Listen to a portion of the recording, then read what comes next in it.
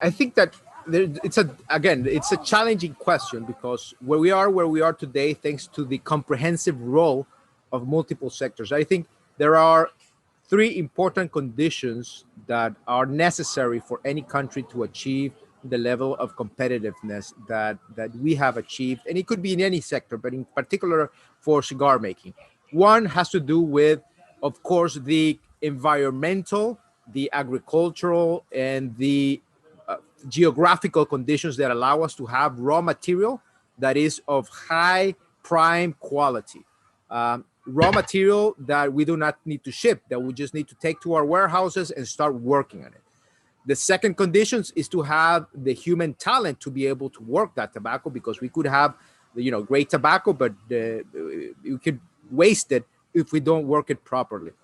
There are other conditions like the role of the state, the role that the state has played for the last 30 years in facilitating the emergence of agro-export industry like ours.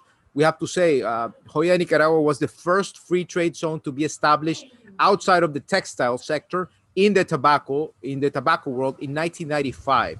And to be able to do that and to be able to work in a special regime like free trade zone has been a very important factor for competitiveness. Not everybody has to be free trade zone, but free trade zone facilitates a lot of issues with trade, with taxes, with employment. It's a special regime by itself that in no way is easier than the others, but the fact that we're in a special regime facilitates many of the things that we, and for me, I think in comparing to other countries, one of the key things that has played in the Nicaraguan success story has to do with competition, not competitiveness, but competition.